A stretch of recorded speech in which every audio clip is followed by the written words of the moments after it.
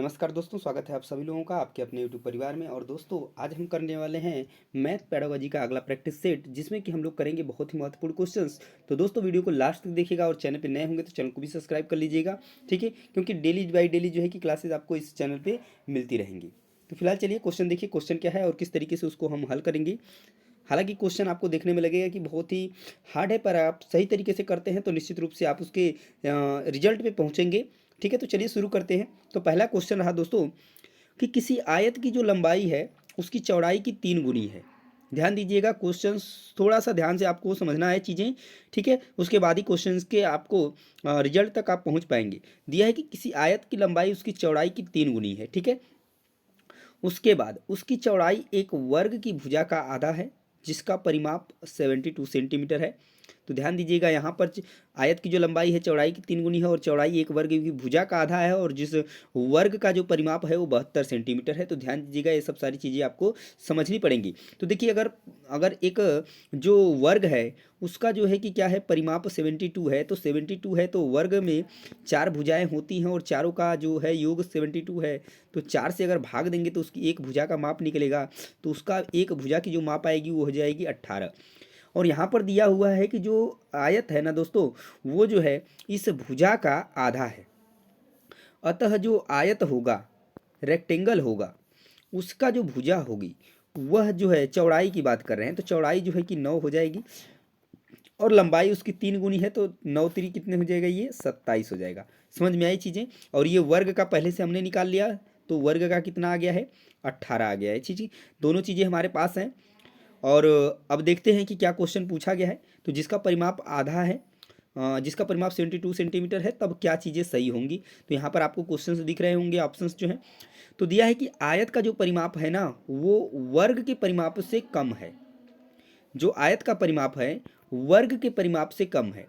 तो देख लीजिए, इसका जो परिमाप पहले से दिया है 72, और इसका निकालेंगे तो कितना आएगा, 27 और 9 36, और 36 दूना कितना होता है, 72। तो ये बात गलत है, दोनों का परिमाप जो है क्या है, बराबर है। दोनों का परिमाप क्या है, बराबर है। तो चलिए दूसरा ऑप्शन देख लीजिए, और तीसरा और चौथा पहले पढ़ लीजिए कि हाँ इससे कोई रिलेटेड और भी ऑप्शंस मिल रहे हैं। तो दोनों का परिमाप कितना आ जाता है, 72 बराबर 72, यानी कि दोनों चीज़ें बराबर है, इसका भी परिमाप और इसका भी परिमाप। तो अगर आप देखेंगे तो ऑप्शन नंबर डी में क्या दिया हुआ है कि आयत और वर्ग दोनों के परिमाप बराबर हैं। मतलब आपको ऑप्शंस जो है यहीं पे मिल गया, और यही जो है कि ऑप्शंस बिल्कुल सही होगा दोस्तों। बाकी ये दोनों चीज़ें आपको देखनी ही नहीं है, क्योंकि आपको ऑप्शन पहले ही मिल गया है, ठीक है। अगर नहीं होता तो इन चीज़ों को भी हम देखते, ठीक है। तो बात समझ में आई। तो राइट आंसर क्या बन जाएगा, तो ऑप्शन नंबर डी बिल्कुल सही हो जाएगा, क्योंकि आयत और वर्ग दोनों के परिमाप क्या हैं, बिल्कुल बराबर हैं। यही चीज़ें बिल्कुल सही हैं। तो उम्मीद करते हैं कि क्वेश्चन आपको समझ में आ गया होगा, और समझ में आ गया है दोस्तों तो प्लीज़ वीडियोस को लाइक और शेयर कर दीजिए, और चैनल को भी सब्सक्राइब कर लीजिए, क्योंकि ऐसे ही आपको बहुत से क्वेश्चंस मिलेंगे जिसमें आपको दुविधा होगी करने में, पर इस वीडियोस को देखने के बाद आपका जो है जितना भी डाउट्स होगा वो क्लियर हो जाएगा। चलिए सेकेंड क्वेश्चन की तरफ चलते हैं दोस्तों। Question number second. तो यहाँ पे क्वेश्चंस देखिए है कि निम्नलिखित में से कौन सा सही नहीं है। यहाँ पर क्वेश्चन है क्या, कौन सा सही नहीं है, ध्यान दीजिएगा, ठीक है। क्वेश्चन निगेटिव है, इस चीज़ को बहुत ही ध्यान से समझिएगा। दिया है क्या कि किसी घनाभ का आयतन जिसकी लंबाई 45, ठीक है, 45 है, फिर से इसको लिखते हैं, ठीक है, ताकि आपको 45 सेंटीमीटर है, 15 सेंटीमीटर है, 40 सेंटीमीटर है, बराबर है उस घन के आयतन के जिसकी भुजा 0.3 मीटर है। तो किसमें से कौन सा सही नहीं है, तो हमको पता करना पड़ेगा कि कौन सी चीज़ें जो है कि बिल्कुल सही नहीं है। तो चलिए इसको पहले निकाल लेते हैं। इसको अगर हम निकालते हैं, हालांकि वैसे भी आप कर सकते हैं इसको, पर देखिए अगर 45 गुणे और 15 गुणे और 40 ये सेंटीमीटर में दिया हुआ है, इसको आप जब सॉल्व करेंगे तो इसको आएगा कितना, तो ये आपका आ जाएगा 27,000 सेंटीमीटर क्यूब, ठीक है। ये आपका आ जाएगा इसको गुणा करने पर, ठीक है। उसके बाद बात करते हैं कि यहाँ पर दिया हुआ है कि जो इसके बराबर है, इसके आयतन की जिसकी भुजा, यानी जो घन है उसके आयतन के जिसका भुजा क्या है, 0.3 मीटर है। तो अगर आप इसको सेंटीमीटर में चेंज करेंगे ना दोस्तों, तो इसमें आप क्या करेंगे, 100 से गुणा करेंगे, और 100 से गुणा करेंगे तो आ जाएगा 30, और 30 का 3 बार गुणा करेंगे तो कितना आ जाएगा, 3 3 के 9 3 27, तो 27,000 आ जाएगा सेंटीमीटर क्यूब। तो देख रहे हैं ये चीज़ें दोनों की हैं, बिल्कुल बराबर हैं, ठीक है। तो यहाँ पर वही चीज़ दिया है कि बराबर है, तो ये बात तो बिल्कुल सही है। और इसमें पूछा है कि कौन सा सही नहीं है, तो ये तो ऑप्शन होगा नहीं, ठीक है, कट गया।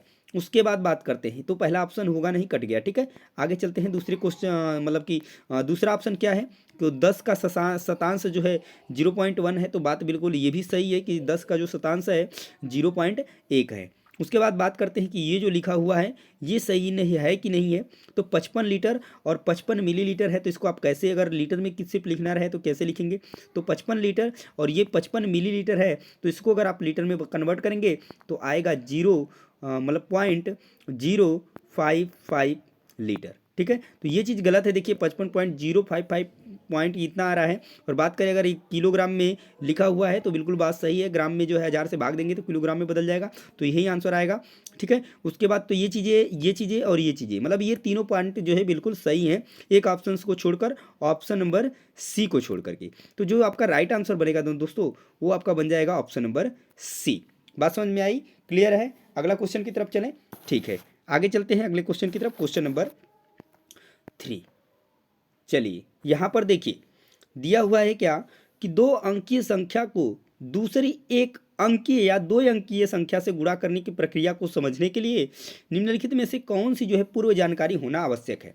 देखिए दिया हुआ है कि कोई जो 2 अंकीय संख्या है इसमें या तो 1 अंक यानी कोई भी अंक, या फिर इसमें कोई भी 2 अंकीय, मतलब ये गुणा करने के लिए आपको कैसे, मतलब इससे पहले क्या आपको जानकारी होनी चाहिए, क्या गुणन का क्रम विनिमय गुण पता होना चाहिए, गुणन योग पर वितरण के रूप में होना चाहिए, गुणन विभाजन के प्रतिलोम के रूप में होना चाहिए, या योग का क्रम विनिमय गुण होना चाहिए। देखिए हमको गुणा करना है तो यहाँ पर सिर्फ योग से काम चलेगा नहीं, यहाँ विभाजन प्रतिलोम दिया है और यहाँ पर गुणन का योग वितरण के रूप में। हालांकि आप इसमें गुणा भी करेंगे और इसमें जोड़ेंगे भी, क्योंकि अगर मान लीजिए इसमें आप गुणा करेंगे तो इसमें लास्ट में आप जोड़ते भी है, 2 नंबर का आता है, तो आपको क्या जो राइट आंसर बनेगा, तो ऑप्शन नंबर बी बनेगा कि गुणन यानी कि गुणा करने का और योग पर वितरण के रूप में ये जानकारी जो है कि पहले से आपको होनी चाहिए, तब जो है आप इसको जो है कि सही तरीके से कर पाएंगे। ठीक है, तो राइट आंसर बनेगा आपका ऑप्शन नंबर बी। क्लियर है? आगे चलते हैं दोस्तों, क्वेश्चन नंबर 4। क्वेश्चन नंबर 4 क्या है दोस्तों कि गणित से भयभीत होने और उसमें असफल होने के लिए निम्नलिखित में से किसे जो है एक कारण नहीं माना जा सकता है। पॉइंट ध्यान दीजिएगा, नहीं पूछा है, तो प्रतीकात्मक संकेत, गणित की संरचना, लैंगिक भेद, कक्षा कक्ष के अनुभव। देखिए कारण नहीं माना जा सकता है उसमें असफल होने के लिए, तो अगर हम बात करें तो लैंगिक भेद की, तो लैंगिक भेद का कोई रोल नहीं होता है कि हम गणित में असफल हो जाते हैं। तो राइट आंसर जो बनेगा दोस्तों क्या बनेगा, तो ऑप्शन नंबर सी बन जाएगा। बाकी बात करते हैं जो 3 ऑप्शंस दिए हुए, प्रतीकात्मक संकेत, गणित की संरचना, कक्षा के अनुभव, ये जो है कारण आपके बन सकते हैं गणित से भयभीत होने और उसमें असफल होने के। नेक्स्ट क्वेश्चन की तरफ चलिए, क्वेश्चन नंबर 5। क्वेश्चन नंबर 5 है कि 2 दशमलव संख्याओं के योग की संकल्पना को पढ़ाने के लिए। ठीक है, बात समझ में आ रही, जैसे 2 दशमलव इस तरीके से है मान लीजिए, और इनकी हमको एक की संकल्पना को पढ़ाने के लिए निम्नलिखित में से शिक्षण अधिगम का कौन सा जो है साधन उपयुक्त होगा। अगर इसको पढ़ाना है तो क्या चीज़ें बेहतर होंगी इनमें, मोती और माला, ग्राफ पेपर, गिन तारा, जियो बोर्ड। देखिए ना ही आपका जियो बोर्ड होगा, ना ही गिनतारा होगा और ना ही मोती और माला, ये जो है सबसे अच्छा होगा इसका उपाय यानी सर्वाधिक साधन उपयुक्त, तो वो होगा ग्राफ पेपर। आप लोग ग्राफ पेपर देखे होंगे, इस तरीके से उसमें लाइनें बनी होती हैं। ठीक है, और सभी पॉइंट का मतलब जितने भी लाइनें होती हैं उसको आप काउंट करके जो है इसको बेहतर तरीके से जो है कि समझ सकते हैं। उसमें स्क्वायर बॉक्स बने होते हैं, स्क्वायर के बॉक्स के अंदर स्क्वायर बॉक्स होते हैं, ठीक है, उसके भी अंदर स्क्वायर बॉक्स, इस तरीके से जो पॉइंट वाली चीज़ें हैं ना दोस्तों, वहाँ पर आप बेहतर तरीके से बिल्कुल समझ सकते हैं ग्राफ पेपर के द्वारा। अगर जो लोग भी बार ग्राफ बनाए होंगे, ठीक है, ग्राफ पेपर पे, उनको बेहतर चीज़ें समझ में आती होंगी। जब भी हम पैमाना मानते हैं तो एक स्क्वायर जो होता है छोटा, उसके बराबर हम कितना पॉइंट मानते हैं, तो यहाँ पर अगर हम समझना चाहें तो एक जो छोटा स्क्वायर होगा उसको हम 0.1 के रूप में अगर देखेंगे तो बहुत ही आसानी से चीज़ें जो है कि समझ में आएंगी वहाँ पर। ठीक है, तो राइट आंसर आपका बनेगा ऑप्शन नंबर बी। चलिए अगला क्वेश्चन देखिए दोस्तों, क्वेश्चन नंबर 6। क्वेश्चन है क्या कि कक्षा 4 के जो अधिकतर शिक्षार्थी सोचते हैं कि 2 संख्याओं के गुणन से प्राप्त संख्या सदैव दोनों संख्याओं से बड़ी होती है, आप यह कैसे प्रदर्शित करेंगे कि यह सदैव जो है कि सत्य नहीं होता है। यह बात आप कैसे जो है कि सही कर पाएंगे, तो इससे 2 संख्याओं के बार बार योग के द्वारा प्रदर्शित करके, दो दशमलव संख्याओं के गुणन की कलन विधि का विधि को प्रदर्शित करके, ग्रीड पेपर पर दो दशमलव संख्याओं के गुणन को प्रदर्शित करके, या एक पूर्ण संख्या और एक भुन्न के गुणन की कलन विधि की संख्या रेखा पर प्रदर्शित करके। राइट आंसर क्या क्या क्या बनेगा? तो देखिए, अगर हम बात करें हैं गुणन की इस चीज़ को समझाने के लिए, तो यहाँ पे राइट आंसर बनेगा आपका ग्रिड पेपर। वही चीज़ ग्रिड पेपर पर जो दो दशमलव संख्याओं के गुणन को क्या करके प्रदर्शित करके आप यह बेहतर तरीके से समझा पाएंगे कि हमेशा जो है जो दो संख्याओं के गुणन से प्राप्त संख्या होती है वो हमेशा जो है सदैव बड़ी नहीं हो सकती है। तो ये चीज़ आप वहाँ पर क्या कर सकते हैं, ग्रिड पेपर के माध्यम से आप उसको समझा सकते हैं। ठीक है, क्लियर है? आगे चले, अगला क्वेश्चन, क्वेश्चन नंबर 7। 7 क्वेश्चन है दोस्तों कि कक्षा 2 की एक शिक्षिका ने अपने विद्यार्थियों को 4 इकाई और 3 दहाई लिखने के लिए कहा। ठीक है, कुछ विद्यार्थियों ने 34 के स्थान पर 43 लिखा। एक शिक्षिका के रूप में आप विद्यार्थियों को इस संकल्पना को कैसे समझाएंगे कि सभी बच्चे जो है कि बेहतर तरीके से, यानी सभी लोग 34 ही लिखें, 34 ही लिखें। ठीक है, तो स्तंभ विधि में अभ्यास करने के लिए बहुत सारे प्रश्न देंगी, इससे बस जो है कि समझा पाएंगी, या विद्यार्थियों को गिनतारा पर प्रदर्शित करने के लिए कहेंगे और फिर लिखने के लिए कहेंगी, या उन्हें बताएंगे कि यह गलत है और उन्हें फिर सही उत्तर को 5 बार लिखने के लिए कहेंगी, या हमेशा दहाई और इकाई के स्तंभों में लिखना सिखाएंगे जिससे उसमें क्या हो कि भ्रम न हो। ठीक है, जिससे क्या हो, कोई भ्रम न हो। तो राइट आंसर क्या बनेगा? तो देखिए, यहाँ पर आप क्या तरीके से कर सकते हैं, ना ही आप हमेशा दहाई और इकाई के स्तंभों में लिखना सिखाएंगे जिससे कि कोई भ्रम न हो, और न ही सिर्फ आप उनको 5 बार लिखने के लिए कहेंगे सही उत्तर को, और ना ही उन्हें बहुत सारे आप प्रश्न देंगी अभ्यास के लिए। तो आपके पास एक ही ऑप्शन बचता है, वो है आपका ऑप्शन नंबर बी, कि विद्यार्थियों को हम गिनतारा पर प्रदर्शित करने के लिए कहेंगे और फिर क्या करेंगे, उन्हें लिखने के लिए कहेंगे। तो उन्हें चीज़ें जो है देख करके और कर करके वो चीज़ें समझ में आएंगी गिनतारा के माध्यम से। चलिए दोस्तों, आगे चलते हैं। अगला question, question number 8। Question number 8 है कि गणित में जो है प्रतिचित्रण है के लिए निम्नलिखित कथनों में से कौन सा कथन सत्य नहीं है? प्रतिचित्रण आनुपातिक विवेचन को प्रोत्साहित करता है। प्रतिचित्रण गणित पाठ्यक्रम का भाग नहीं है। जो है कि प्रतिचित्रण का गणित के कई विषयों से समाकलन किया जा सकता है, और प्रतिचित्रण स्थानिक चिंतन को बढ़ाता है। तो यहाँ पर कौन सा जो है कि सत्य नहीं है? ध्यान दीजिएगा, क्वेश्चन जो है कि निगेटिव पूछा गया है। अगर हम बात करें कि प्रतिचित्रण जो है अनुपातिक विवेचन को प्रोत्साहित करता है, तो बात बिल्कुल सही है। ठीक है, प्रतिचित्रण का मतलब सिमेट्री से है, जैसे हम इस तरीके से कहते हैं ये इसका सिमेट्रिकल लाइन, तो इस तरीके से हम खींच देते हैं, जहाँ से उसका ठीक अगर मोड़ दिया जाए वहाँ से उस लाइन के यहाँ से, तो एक ही भाग आपको दिखाई देगा उसका। ठीक है, तो ये अनुपात तो होता है, ये अनुपातिक विवेचन को प्रोत्साहित करता है। उसके बाद प्रतिचित्रण का गणित के कई विषयों से समाकलन किया जा सकता है, तो बिल्कुल बात सही है। और प्रतिचित्रण स्थानिक चिंतन को बढ़ावा देता है, तो ये पॉइंट भी सही है। जबकि प्रतिचित्रण गणित पाठ्यक्रम का भाग नहीं है, तो ये बात गलत है, क्योंकि अगर आप पढ़ाए होंगे, आप देखे होंगे, बुक्स देखी होंगी, तो प्राथमिक स्तर पर जो है कि प्रतिचित्रण बिल्कुल दिया जाता है। ठीक है आपका, तो ये जो है कि पाठ्यक्रम का भाग है, न कि इसमें दिया है भाग नहीं है। तो राइट आंसर यही बनेगा, क्योंकि पूछा था कि कौन सा कथन सही नहीं है। दोस्तों आगे चलते हैं, अगला क्वेश्चन, क्वेश्चन नंबर 9। तो दिया हुआ है क्या कि आकृतियों के निम्नलिखित पहलुओं में से किसका जो है प्राथमिक स्तर से कोई संबंध नहीं है? सममिति की बात करें, ये भी है, यानी सममिति वही जो प्रतिचित्रण की बात की गई, चौपड़ है, प्रतिरूप है, पर कोण जो है प्राथमिक स्तर पर आपको देखने को नहीं मिलेगा। तो राइट आंसर क्या बनेगा? तो आपका ऑप्शन नंबर 1 जो है बन जाएगा इस क्वेश्चन का। नेक्स्ट क्वेश्चन देखिए, क्वेश्चन नंबर 10। क्वेश्चन नंबर 10 है कि प्राथमिक स्तर पर शिक्षार्थियों को जो है कि माप का संदर्भ पढ़ाने के लिए निम्नलिखित में से कौन सा कथन सत्य है? तो प्रमाणिक मापों का उपयोग अप्रमाणिक मापों के बाद करना चाहिए, केवल अप्रमाणिक मापों का उपयोग करना चाहिए, अप्रमाणिक मापों का उपयोग नहीं करना चाहिए, अप्रमाणिक मापों का उपयोग प्रमाणिक मापों के बाद करना चाहिए। देखिए, माप का अगर संदर्भ पढ़ा रहे हैं तो पहले हम चीज़ों को दिखाते हैं, उसके बाद हम अंदाज़ा लगाने का लेते हैं कि ये जो है कि इसका लंबाई कितना होगा। तो ये है अप्रमाणिक माप, इसी को हम कहते हैं अप्रमाणिक माप। तो ये सबसे पहले हम करते हैं, उसके बाद जो है हम उसको नापना शुरू करते हैं, और प्रमाणिक मापों को जो है कि क्या कर सकते हैं, हम जो है एग्जाम्पल देते हैं ना, कि जैसे मान लीजिए कि हमारे घर की यहाँ से यहाँ तक क्या दूरी है, तो बच्चा क्या बताएगा, वो अप्रमाणिक माप लगभग में बताएगा कि हाँ किलोमीटर में है, मीटर में है, इस तरीके से चीज़ें बताई जाती हैं।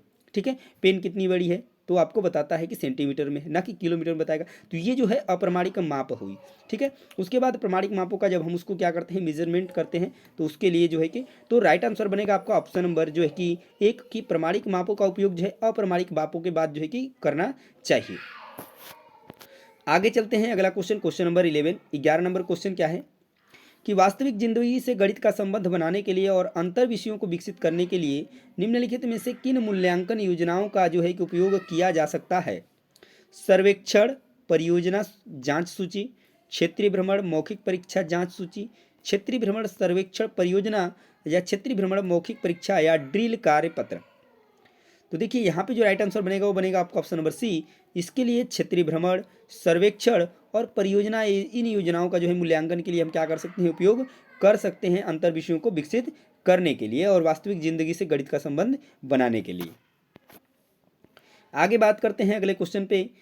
क्वेश्चन नंबर 12 है कि गणित के कक्षा कक्ष के में दृष्टि बाधितों के लिए निम्नलिखित में से किन का प्रयोग शिक्षा के साधनों के रूप में किया जा सकता है? यानी बच्चे जो है कि देख नहीं सकते हैं, तो उनके लिए जो है किन किन चीज़ों का उपयोग करके आप जो है कि उनको पढ़ा सकते हैं कक्षा कक्ष में? संख्या चार्ट, कंप्यूटर, जियो बोर्ड। देखिए संख्या चार्ट है तो क्या आप उसको बता पाएंगे? अगर संख्याएं लिखी गई हैं चार्ट के ऊपर तो पढ़ सकते हैं, नहीं पढ़ सकते हैं, तो ये ऑप्शन आपका गलत हो जाएगा, ठीक है। उसके बाद दिया है टेलर का गिनतारा, कंप्यूटर, जियो बोर्ड। उसके बाद दिया है कंप्यूटर संख्या चार्ट। देखिए संख्या चार्ट ऊपर भी था, यहाँ पर दिया है और यहाँ पर भी दे दिया है, तो तीनों ऑप्शन कट गए एक की वजह से, आपके पास एक ही ऑप्शन बचता है, ऑप्शन नंबर बी। तो राइट आंसर बनेगा आपका बी, टेलर का गिनतारा, कंप्यूटर और जियो बोर्ड। तो इस तरीके से भी कई बार ऐसी चीज़ें होती हैं कि आपको ऑप्शंस जो है एलिमिनेट करने आने चाहिए। इस तरीके से आप कई क्वेश्चंस को क्या कर सकते हैं, बहुत ही आसानी से हल कर सकते हैं जिसका आपको सही आंसर नहीं पता होता है। चलिए आगे देखते हैं अगला question, question number 13। 13 number question है दोस्तों कि संख्याओं के संदर्भ में प्राथमिक कक्षा के बच्चे अर्थात वे बच्चे जिनका आयु वर्ग 8 से 9 वर्ष है, निम्नलिखित में से किस समुच्चय में जो है कि प्रवीण है, यानी किन चीज़ों को वो कर सकते हैं इन चार ऑप्शंस में से? देखिए दिया है पंक्तिबद्धता, प्रतिवर्त्यता, अनुपातिक विवेचन। क्या ये कर सकते हैं जो प्राथमिक वर्ष के बच्चे होते हैं, जो 8 से 9 वर्ष के होते हैं? तो बिल्कुल नहीं कर सकते हैं। वही चीज़ इसमें भी दे दिया है, अनुपातिक विवेचन बिल्कुल नहीं कर सकते हैं। देखिए इसमें भी अनुपातिक विवेचन दे दिया है, बिल्कुल नहीं कर सकते हैं। तो देखिए एक की वजह से तीनों ऑप्शंस कट गया, आपके पास एक ही ऑप्शन बचता है, ऑप्शन नंबर सी, पंक्तिबद्धता, वर्गीकरण, प्रतिवर्त्यता। तो ये सारी चीज़ें जो है कि बिल्कुल कर सकते हैं, बस अनुपातिक विवेचन की वजह से ये तीनों पॉइंट कट गए। तो आप समझ सकते हैं कि ये आपके लिए कितना इंपॉर्टेंट है ये जानना कि किस तरीके से ऑप्शंस जो है आप सही पर जा सकते हैं एलिमिनेट करके। ये सारी चीज़ें जो है दोस्तों, बहुत से ऐसे ट्रिक्स मिलेंगे जो आपको हमारे वीडियोज़ के अंदर मिलेंगे, जो कि बाकी अदर वीडियोज़ के अंदर आपको देखने को नहीं मिलेंगे। तो ये सारी चीज़ें मैं आपको बताते चलूँगा, जिससे आपका 100% नहीं रिजल्ट आया तो आप कहिएगा, बस आप हमारी बातों को ध्यान से सुनिए, एक एक पॉइंट को ध्यान से जानिए, समझिए और पूरा का पूरा वीडियोज़ आप देखते रहिए। हर एक सब्जेक्ट का आपको मिलेगा, एसएसटी का होंगे तो एसएसटी का मिलेगा, मैथ का मिलेगा, पेडागोजी होगा वो भी मिलेगा, हिंदी होगा, ठीक है। ये सारी चीज़ें आपको यहाँ पर मिलने वाली हैं, तो प्लीज़ वीडियो को सब्सक्राइब कर दीजिएगा, चैनल को भी, ठीक है।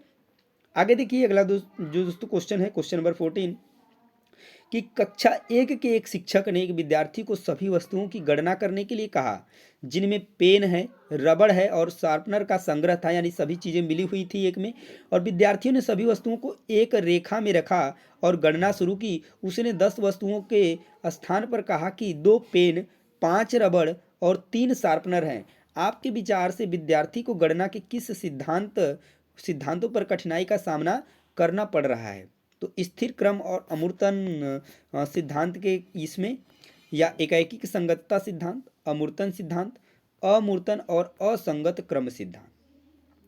देखिए स्थिर क्रम और अमूर्तन सिद्धांत, एकाएकी संगतता अमूर्तन सिद्धांत, इसमें दिया है असंगत अमूर्तन क्रम सिद्धांत। तो इसी चीज़ का इसमें जो है कि उसको जो है कि दिक्कत पड़ रही है, यानी कि वो इसीलिए जो है कि इस तरीके से बोल रहा है कि 2 पेन है, 5 रबड़ है और 3 जो है शार्पनर है। तो उसको जो है इसी कठिनाई का सामना करना पड़ रहा है, अमूर्तन और असंगत क्रम सिद्धांत का। बाकी चीज़ें जो है इनको जो है कि एक तरीके से सामना नहीं कर पा रहा है, ये तो ये बेहतर जो होगा कि ऑप्शन होगा, हालांकि ये इस तरीके से नहीं होता तो ऑप्शन सी भी जा सकते, पर अमूर्तन सिद्धांत और असंगत क्रम सिद्धांत ये जो है कि चीज़ें जो है कि बेहतर होंगी इस क्वेश्चन के लिए। तो राइट आंसर बनेगा दोस्तों ऑप्शन नंबर डी, बात करें दोस्तों तो यही था हमारा आज का पूरा सेशन, जिसमें कि हम लोग इंपॉर्टेंट क्वेश्चंस कुछ किए जो मैथ्स पेडागोजी के अंतर्गत जो है कि पूछे जाते हैं। और ऐसे ही और भी मैं आपके लिए बहुत सारे क्वेश्चंस लेकर आऊँगा, बहुत सारे प्रैक्टिस सेट लेकर आऊँगा, मैथ्स के ईवीएस के सारे जो है पेडागोजी कराऊँगा, उसके बाद कंटेंट भी कराऊँगा। तो दोस्तों प्लीज़ वीडियोस को लाइक और चैनल को सब्सक्राइब करना नहीं भूलिएगा। ठीक है, तो मिलते हैं दोस्तों नेक्स्ट वीडियो में, तब तक के लिए जय हिंद, वंदे मातरम।